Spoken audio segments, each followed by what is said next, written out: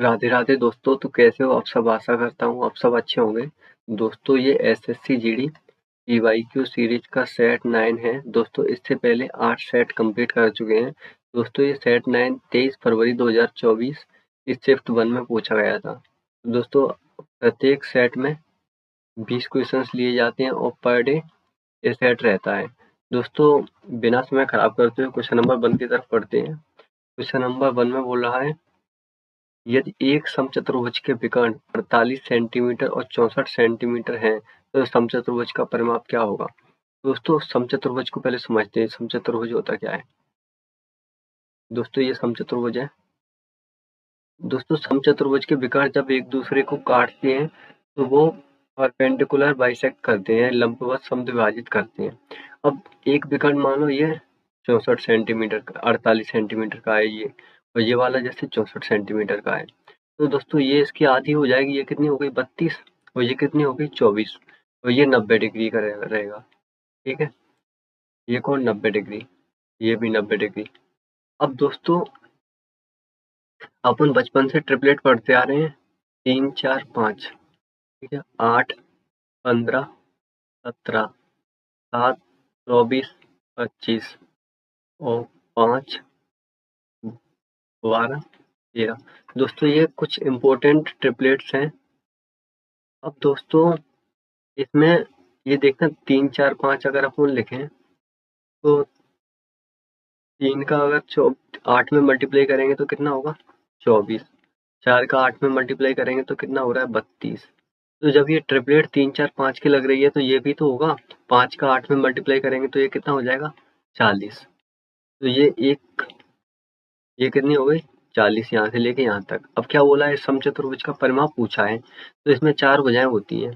तो 40 गुणा 4 is equal to 160 centimetre, यानी ऑप्शन नंबर ए।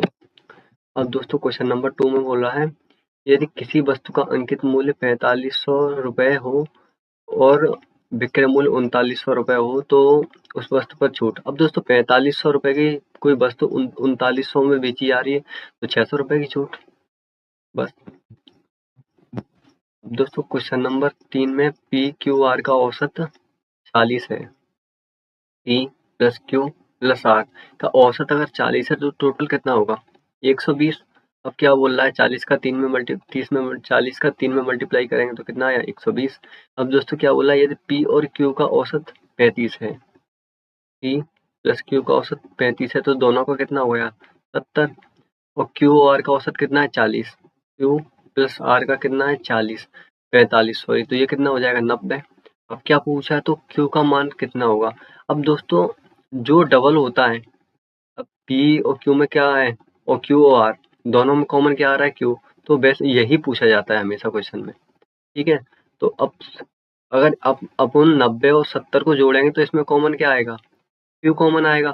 और क्यू में से अगर पी क्यू आर तो इसमें क्यू डबल हो रहा है, और उसमें से पी क्यू आर यानी एक क्यू घटा देंगे तो क्यू की वैल्यू आ जाएगी। अब 90 में 70 जोड़ेंगे तो ये कितना होगा 160। 160 में से अगर अपन 160, ये किसका मान है पी क्यू प्लस आर। अब इसमें से अगर अपन 120 माइनस करेंगे, 120 किसका मान माइनस कर रहे हैं P plus Q plus R, तो क्यू का वैल्यू आ जाएगी। क्यू की वैल्यू कितनी आएगी 40, ऑप्शन नंबर बी। दोस्तों क्वेश्चन नंबर 4 में बोला है, यदि दो संख्याओं के बीच का अंतर उन संख्याओं का योग का 30% है, यानी दो संख्याओं के बीच का अंतर यानी a माइनस बी, ये हो गया अंतर। उन संख्याओं के योग यानी a प्लस बी के योग का 30% है, यानी 30% यानी 3/10। अब दोस्तों 10 का इधर मल्टीप्लाई करेंगे तो ये कितना हो जाएगा 10a minus 10b is equal to 3a plus 3b। वैसे अपन डायरेक्ट भी कर सकते थे यहाँ पे मान रखे, लेकिन अपन बेसिक से करेंगे। अब ये 10a में से 3a माइनस करेंगे तो ये कितना हो जाएगा 7a, और ये जाके इधर प्लस का होगा तो ये कितना हो जाएगा 13b। अब दोस्तों a की वैल्यू ये इधर रहती है और b की वैल्यू इधर रहती है, यानी चेंज रहती है। तो a अनुपात b क्या हो गया 13 अनुपात 7। इसमें क्या पूछा है, तो बड़ी संख्या और छोटी संख्या का अनुपात क्या होगा, तो बड़ी संख्या 13 और छोटी संख्या 7, तो यही अनुपात होगा, ऑप्शन नंबर ए। अब दोस्तों क्वेश्चन नंबर 5 में बोल रहा है, यदि एक घड़ी 6,000 रुपए में खरीदी जाती है और 5500 रुपए में बेची जाती है, तो हानि प्रतिशत बताइए। दोस्तों या तो इसे छोटा बना लो, 6,000 की चीज कोई वस्तु 5500 में बेची जा रही है, और नहीं तो वैसे डायरेक्ट कर दो। कितने की छूट दी जा रही है, 500। कितने पे दी जा रही है, 6,000 पे, गुणा 100। 2 जीरो से 2 जीरो गया, 1 जीरो से 1 जीरो गया। जब 6 का इसमें डिवाइड करेंगे 50 में, तो पहले जाएगा 8 बार यानी 48, बचे कितने 2, फिर जाएगा 36 18, 8.3 करके कौन सा ऑप्शन आ रहा है, ऑप्शन नंबर डी। अब दोस्तों क्वेश्चन नंबर 6 में बोल रहा है, निम्नलिखित में से कौन सी संख्या 9 से विभाज्य नहीं है। तो 9 की डिविजिबिलिटी आई, 9 की विभाज्यता का नियम क्या कहता है, जितने भी नंबर है उन सबको जोड़ो, उसमें 9 से भाग करो। 9 से अगर भाग होता है तो वो 9 से विभाज्य है। अब इसमें कितने 1 और 8 9, 9 4 13 और 5 18, 9 से डिवाइड हो जाएगा, ये भी 9 से विभाजित हो जाएगा। 7 और 3 10, 10 और 8 18, 18 और 9 27, ये भी 9 से विभाज्य हो जाएगा। 8 7 15, 15 5 20 और 7 27, ये भी 9 से विभाज्य हो जाएगा। इसे देखो 6 और 3 9, 9 8 17, 17 और 5 22, ये 9 से विभाज्य नहीं होगा, तो यही पूछा है। अब दोस्तों क्वेश्चन नंबर 7 में बोल रहा है, दो संख्याओं का गुणनफल 1408 है और उनका एलसीएम यानी लघुत्तम समापवर्तक 352 है, तो महत्तम समापवर्तक ज्ञात कीजिए, यानी एचसीएफ निकालना है। दोस्तों मैंने पहले भी पिछले सेट में बताया है, दो संख्याओं का प्रोडक्ट यानी दो संख्याओं का मल्टीप्लाई एलसीएम इंटू एचसीएफ के बराबर होता है। अब दो संख्याओं का मल्टीप्लाई कितना दिया हुआ है, 1408। दो संख्या का प्रोडक्ट कितना दिया हुआ है, 1408, और एलसीएम कितना दिया हुआ है, 352। क्या निकालना है, एचसीएफ। दोस्तों पहले से 4 से काटेंगे, फिर 8 बार जाएगा तो बचे 3, फिर ये भी 8 बार जाएगा। अब इसे 4 से काटेंगे तो पहले 3 बार, बचे 2, 4 5 या 20 और 4 दूनी 8। अब इसे दोस्तों 11 से काटें तो ये 8 बार और 11 3 33, बचे 2, 11 दूनी 22। अब इंटू एचसीएफ, अब 8 से इसे काटेंगे तो 4 बार, तो एचसीएफ कितना आ गया, ऑप्शन नंबर डी यानी 4। अब क्वेश्चन नंबर 8 में बोल रहा है, यदि एक कार 50 किलोमीटर आवर की चाल से 150 किलोमीटर की यात्रा करती है, तो उसे यात्रा पूरी करने में कितना समय लगा। दोस्तों फॉर्मूला होता है डिस्टेंस बराबर स्पीड इनटू टाइम। अब दोस्तों इसमें क्या पूछा, टाइम पूछा है। अगर टाइम पूछा है तो स्पीड डिस्टेंस के बट्टे में आ जाएगी। तो डिस्टेंस कितनी दी हुई है, 150 मीटर, 150 किलोमीटर, और चाल कितनी है, 50 kilometre hour equal to time. 50 से इसे काटेंगे तो कितना, 3 घंटे, ऑप्शन नंबर सी। अब दोस्तों क्वेश्चन नंबर 9 में बोल रहा है, एक निश्चित धनराशि पर 6% वार्षिक की ब्याज दर पर 2 वर्षों के लिए साधारण ब्याज 960 रुपए होता है। तो दोस्तों ऐसा ही प्रत्येक साल सेम रहता है। जब पहले साल 6% है तो दूसरे साल भी 6% होगा, यानी कितना हुआ है, 12%। 12% की वैल्यू कितनी दी हुई है, 2 वर्षों के लिए साधारण ब्याज 960 रुपए। अब दोस्तों क्या बोला है, समान अवधि और समान ब्याज दर पर समान धनराशि पर चक्रवृद्धि ब्याज वार्षिक रूप से संयोजित कितना होगा। अब क्या पूछा है, सीआई। लेकिन दोस्तों सीआई पहले साल का सीआई और ऐसा ही सेम रहता है, 6% ही रहेगा, लेकिन अगले साल क्या होता है, ब्याज पे ब्याज लगता है। तो उसके लिए अपन 2 साल के सीआई निकालने के लिए क्या करते हैं, ईबी वाला फॉर्मूला लगाएंगे। तो 6 + 6 प्लस 6 गुणा 6 अपॉन 100, ये कितना हो जाएगा, 6 और 6 12, और इसका मल्टीप्लाई करेंगे तो 36, 100 का भाग देंगे 12.36। अब दोस्तों 12% का मान कितना दिया हुआ है, 960, और गुणा 12.36। 12 से इसे काटेंगे तो ये कितना हो जाएगा, 12 8 96 यानी 80। अब 8 का इसमें मल्टीप्लाई करेंगे 12 से 36 में 80 का, तो 8 6 48, 8 4 8 3 24, 4 28, 2 8 और 2 16, 2 18, 1 8 1 8 1 9। अब एक जीरो तो इधर बढ़ेगा तो पॉइंट कितने बार लगेगा, एक संख्या के बाद, यानी 988.8, ऑप्शन नंबर बी। दोस्तों क्वेश्चन नंबर 10 में बोल रहा है, एम एन और पी का अनुपात कितना दिया हुआ है, एम एन और पी के रेशियो कितना दिया हुआ है, 3 7 और 5। अब पी और क्यू का कितना दिया हुआ है, 1 और 2, यानी क्यू और है इसमें 1 और 2। अब दोस्तों जब भी ये जगह खाली रहती है तो बगल वाले से भर देते हैं। यहाँ पे क्या हो जाएगा 5, यहाँ पे 1 और 1।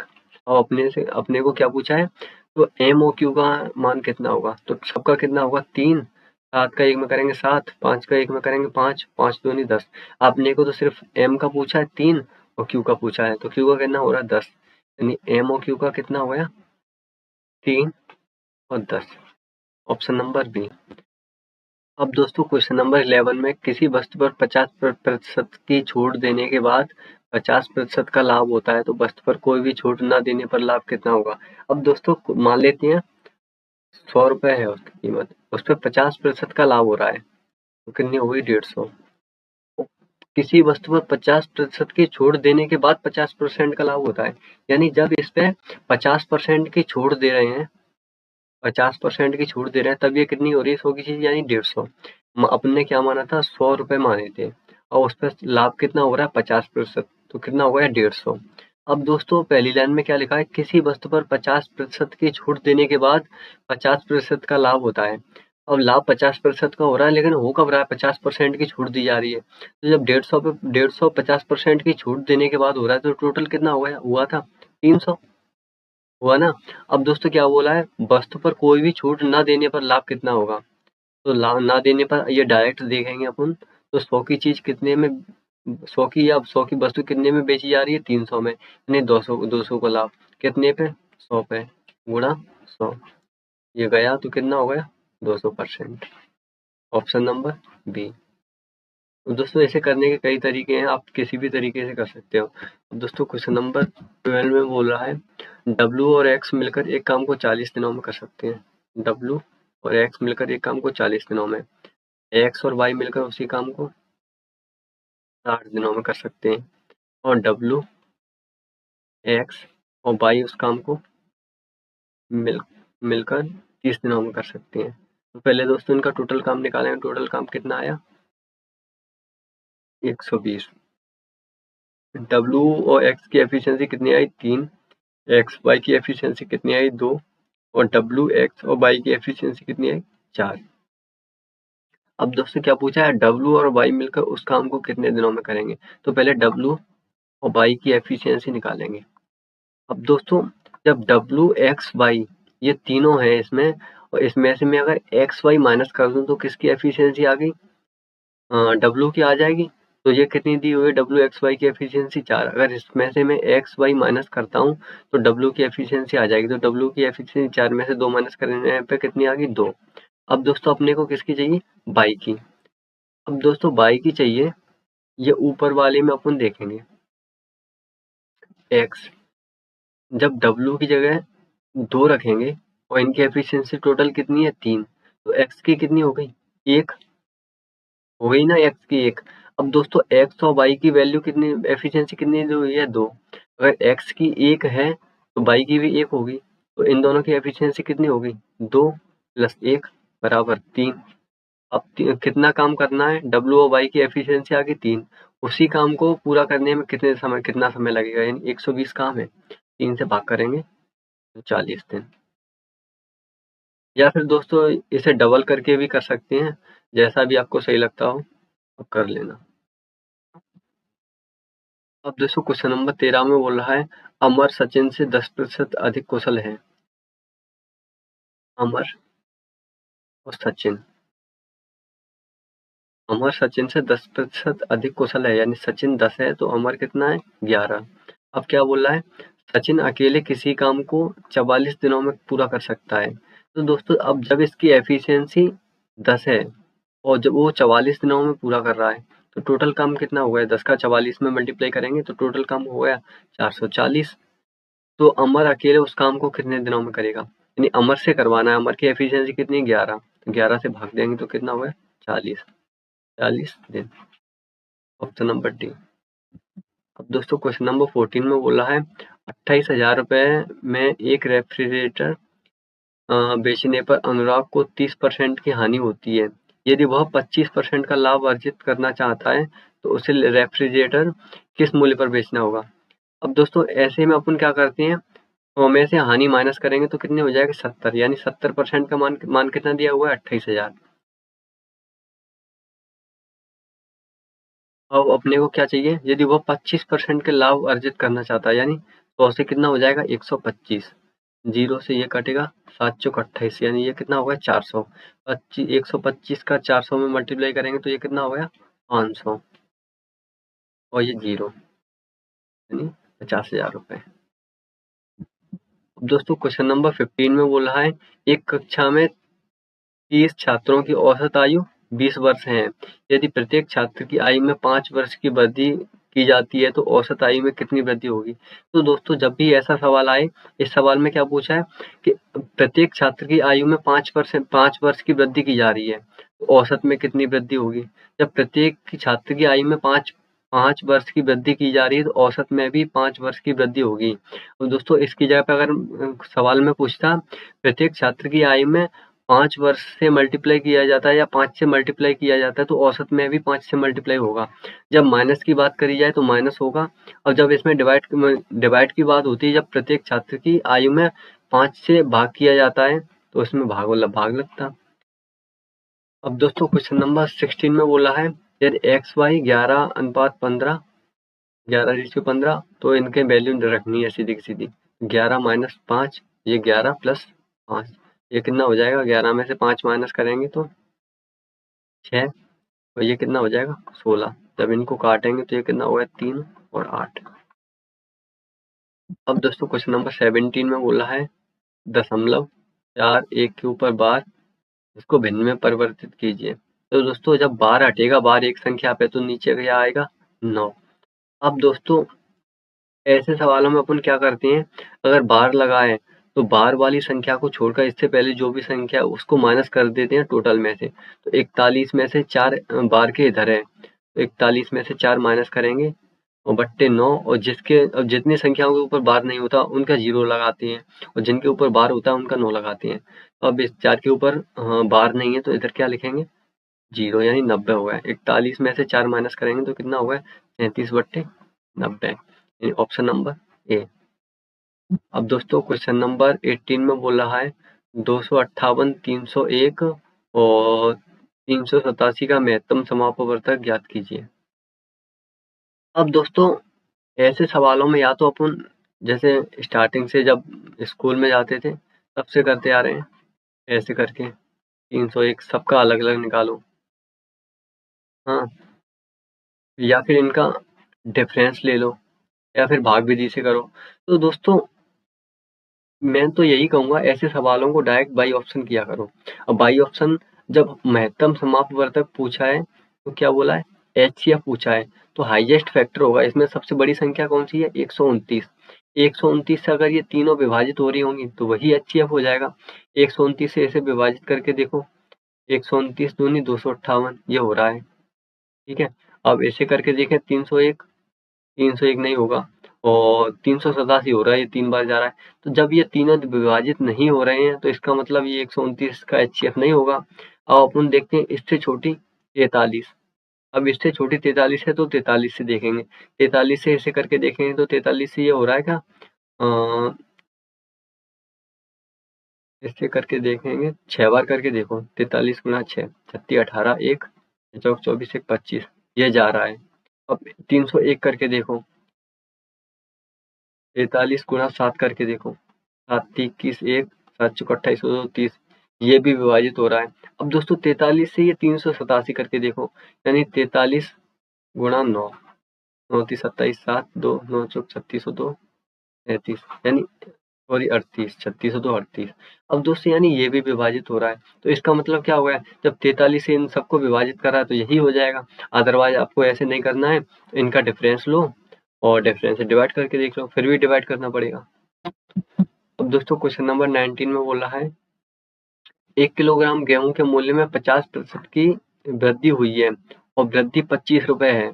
50% को अपन फ्रैक्शन में क्या लिखेंगे 1/2। जब एक वृद्धि हुई है तो 2 से कितना हो जाएगा ये 3, यानी 3/2 हो गया, 3/2। अब दोस्तों क्या बोला है 50% की वृद्धि हुई है और 25 रुपए की वृद्धि हुई है, यानी 2 से 3 हो गया है, लेकिन वृद्धि कितने रुपए की हुई है 25, लेकिन यहाँ पे कितना बढ़ा है 1, 1 का मान कितना है 25। तो क्या पूछा है प्रति किलोग्राम गेहूं का नया मूल्य नया मूल्य पूछे तो नया कितना आ रहा है 3, 25 गुणा 3 यानी 75। पुराना पूछे तो 50, 2 में मल्टीप्लाई करेंगे। अब इसमें पुराना नया पूछा है तो 25 3 75 यानी ऑप्शन नंबर सी। अब दोस्तों क्वेश्चन नंबर 20 में बोला है एक निश्चित धनराशि पर 3 वर्षों के लिए प्राप्त साधारण ब्याज 1782 है, तो उस धनराशि पर समान ब्याज दर पर 10 वर्षों के लिए प्राप्त साधारण ब्याज कितना होगा। दोस्तों सीधा का सीधा 1782 दिया है 3 वर्ष का, ऐसा ही तो सेम रहता है प्रत्येक साल का, तो 3 से इसमें भाग करेंगे और 10 से गुणा, ये जाएगा 6 बार, 6 बार नहीं 5 बार, 3 का 17 में करेंगे तो ये जाएगा 5 बार, बचे 2 और 3 नंबर 27 और 1 3 12 यानी 594, जीरो का मल्टीप्लाई होगा तो 59 40, ऑप्शन नंबर डी। तो दोस्तों इस तरह अपने 20 क्वेश्चन कंप्लीट कर लिए। और दोस्तों मैं आशा करता हूँ आपको ये समझ आया होगा। तो दोस्तों इससे आगे मिलते हैं अगली वीडियो में, सेट 10 में। थैंक यू दोस्तों।